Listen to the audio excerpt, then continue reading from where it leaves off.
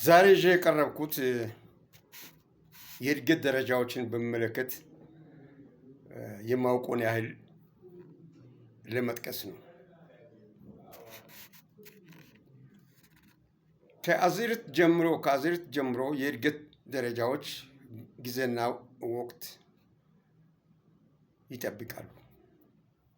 ማንም ምንም ያለ ወቅት ያለ ጊዜና ያለ ሁኔታ ሱሪ ባንገት ብሎ ለጠቀሜታ የሚበቃ ነገር የለም። ሰውም እንደዚሁ ልማት እድገትም ብልጽግናም እንደዚሁ ነው። ሱሪ ባንገት ማለት ከጥቅሙ ጉዳቱ ያመዝናል። ቅደም ተከተሉን አስጄ ለማስረዳት እሞክራለሁ።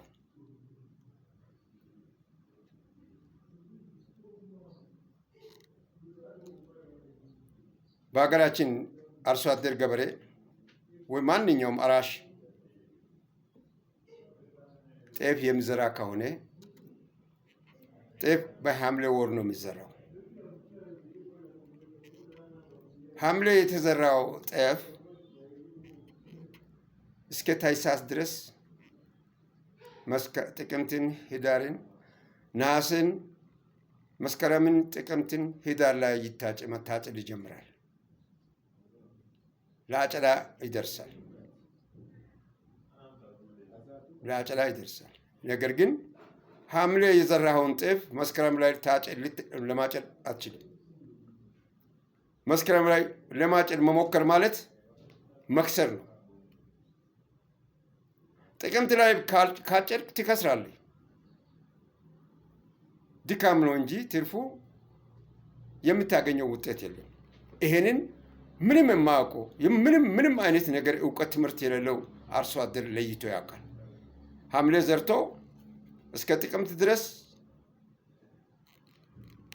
ህዳር ድረስ እንክብካቤ ያደርጋል ፍሬ መስጠት እንዲችል።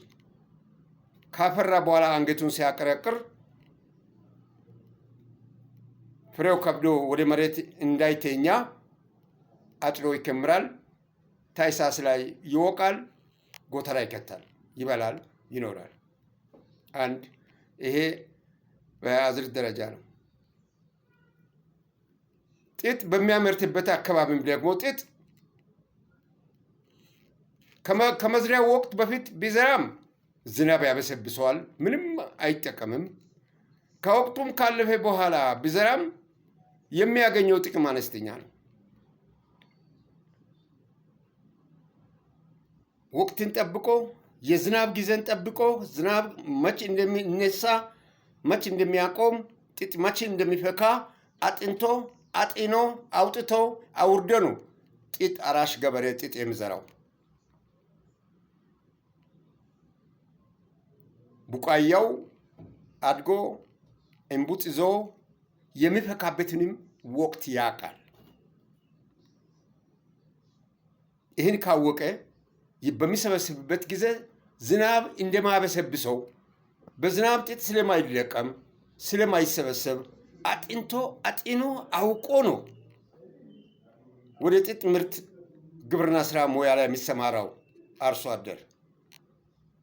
እንደኔ አይነቱ ተነስቶ ጥጥ አርሼ ይጠቀማሉ ብሎ ካሰበ ኪሳራ ነው። ዝናብ መቼ ይመጣል፣ መቼ ይሄዳል፣ ያን ጥናት ማወቅ ያስፈልጋል። ይሄ እንደ ምሳሌ አድርጌ ነው የማስረዳችሁ። ሰው ልጅ እንውሰድ፣ የሰው ልጅ እድገት እንውሰድ። ከእናቱ ማህፀን ተወልዶ ጡጦ መጥባት ነው የሚጀምረው። ጡት መጥባት ነው የሚጀምረው። ከጡት ወደ ጡጦ ይቀየራል። ከጡጦ በኋላም ደግሞ ወተት ከነቅቤው ሙሉ መጋት መጠጣት ይለምዳል። ይፋፋል፣ ይወፍራል፣ ያድጋል። ያለ ዕድሜው የሚያድግም አለ ከአመጋገብ የተነሳ።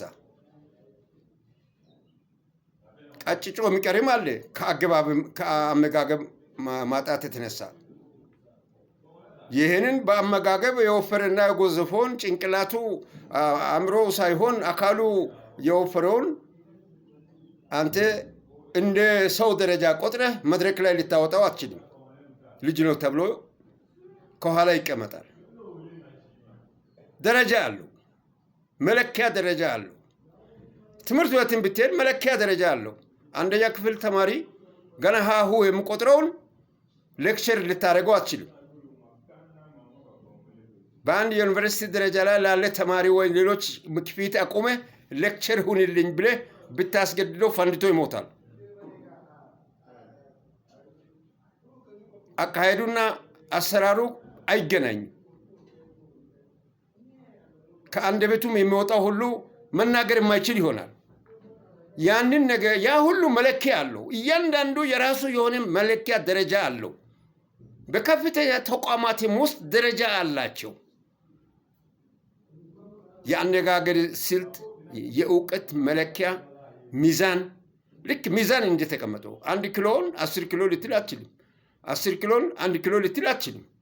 ኪሎ ነው፣ መጠኑ ይለያያል። የሰው ልጅ መልኩ እንደተለያየ የሰው ልጅ ደሙና አፈጣጠሩ በእግዚአብሔር አምሳያ ሆነ እንጂ በጣም ልዩነት አለ።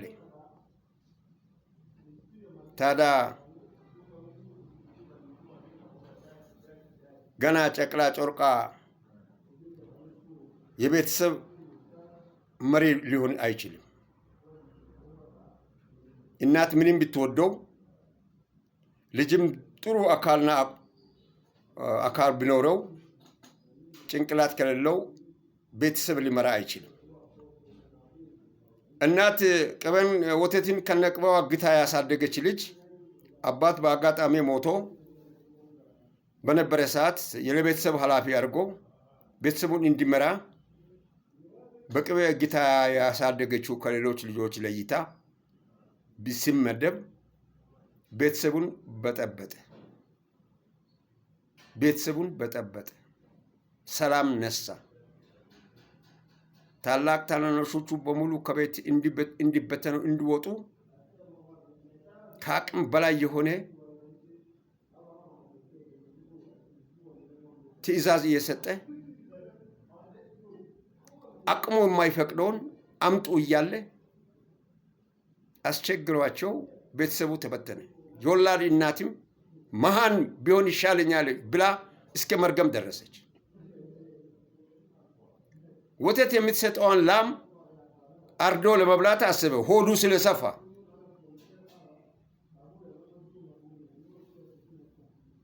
ወተቱን ከነቅበው ግቶ የለመደው ሆዱ ሲጠብ ሁሉን ነገር ከዚህም ከጎረቤት ከዘመድ አዝማድ እየሰበሰበ መብላት ጀመረ። ወተት ደግሞ በደረጃ ስናየው ወተት የሚሰጠው ለልጅ ነው። እርግጥም ለልጅ ነው ወተት። ከወተት ያላለፈ ልጅ ቤተሰብ አባወራ ሊሆን አይችልም። ከወተት ያላለፈ ልጅ የቤተሰብ አባወራ ልጅ ሊሆን አይችልም። አንድ ቦታ ላይ እኔ ሳነበው ያገኘሁት አለ። ወተት ለልጅ ነው የሚሰጠው፣ አካሉ እንዲጎዝፍ፣ እንዲፋፋ፣ ጤናማ እድገት እንዲኖረው ይሰጠዋል። እድሜው ካለፈ ግን ወተት ቢሰጠው በሽታ ይሆንበታል።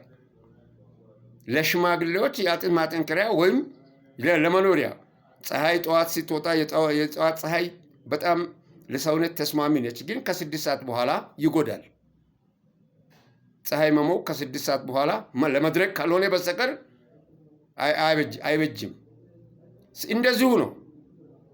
ወተት ለልጅ ነው የሚሰጠው። ከልጅ በላይ ከእድሜው በላይ ወተት ብትሰጠው አይጠቅመውም፣ በሽታ ይሆንበታል። ልጅ ደግሞ አእምሮ ያልበለጸገና ያላደገ ለምግብ ነው እንጂ ለስራ የሚበቃ አይደለም። ይህንን ለማድረግ ቅድም ከጤፍ ምርት ጀምሬ ጥጥን አንስቼ የተለያዩ የሰብል አይነቶችን የጊዜ ገደብና መጠን መለያ መሰብሰቢያ ደረጃውን የተነተንኩትና የልጆችን አስተዳደግ ልጅም የእድገት ደረጃው አንድ በአንድ ቀስ ብሎ ነው እንጂ ከትምህርት ቤት ጀምሮ እስከ ዩኒቨርሲቲ የሚደርሰውም ደረጃውን ጠብቆ አመት ቆይቶ ዩኒቨርሲቲ ለመግባት 12 ዓመት ይጨርሳል። ከ4 ዓመት ጀምሮ ከገባ 16 ዓመት ይጨርሳል። 17 ዓመት ላይ ዩኒቨርሲቲ ይገባል። 25 ዓመት ድረስ እውቀት አለው ተምሯል የሚያሰኝ ደረጃ ላይ ያ ዓመት ድረስ ለፍቶ ነው። በ2 ዓመት እንዴት አድርጎ ሀብት ይመጣል? በ3 ዓመት ሀብት እንዴት ይሰበሰባል? እንዴት ሰው ካልዘረፈ፣ ካልሰረቀ፣ ካልገደለ፣ ካላጭበረበረ እንዴት ሀብታም ይሆናል? የትኛውን ኢንዱስትሪ ወርቅ ከመሬት ውስጥ ቆፍሮ የሚያወጣውም እኮ በወር ውስጥ ወርቁን እስከሚያገኝ ድረስ ብዙ ይለፋል። ያን ካላደረጋችሁ በስተቀር ያን ካልሆነ በስተቀር ደረጃውን ካልጠበቀ በስተቀር አገር ልትበለጽግ፣ አገር ልትለማ፣ አገር ልታድግ አትችልም። ሰውም ቢሆን አዝርትም ብትሆን መሰረታዊ ለውጦችን ለማምጣት የሚያስፈልገው ደረጃውን ጠብቆ ነው።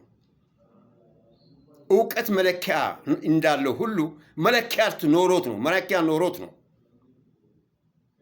ያን ነገር በአእምሮ ያለኝን ነው የምተነትነው። ከዚህ ውጪ የሚታውቁ በአጭር ጊዜ ውስጥ በአንድ ቀን ተነስቶ ሀብታም መሆን ይችላል የሚል ሰው ካለ ራሱ በእውነት የተሳሳተ ነው። የአባት ውርስ የእናት ውርስ የዓለም መንግስታት አምጥቶ የሰጠው ነገር ካልሆነ በስተቀር የሰጠው ነገር ቢኖርም መምራት ስለማይችል ሀብታም አይሆንም። ሎተሪ አንድ ጓደኛ ሎተሪ አግኝቶ ሎተሪው ጥሩ ነው ያገኘው፣ ግን ሎተሪው ያገኘውን ገንዘብ የመምራት አቅም ስለሌለው ወዲያውኑ በሁለተኛው ዓመት ላይ ከሰረ። የለም ያ ሁሉ ሎተሪ ገንዘብ ጠፋ። እንደገና ተመልሶ እንደና ሆነ። የዘራ አይነት ነው ሰው የሚሆነው። በአጭር ጊዜ ውስጥ ሀብታም ባለጸጋ መሆን አይችልም። ሊበለጽግ አገርን ብትሆን አትችልም። የሚሆነው ሽብር ካልሆነ በስተቀር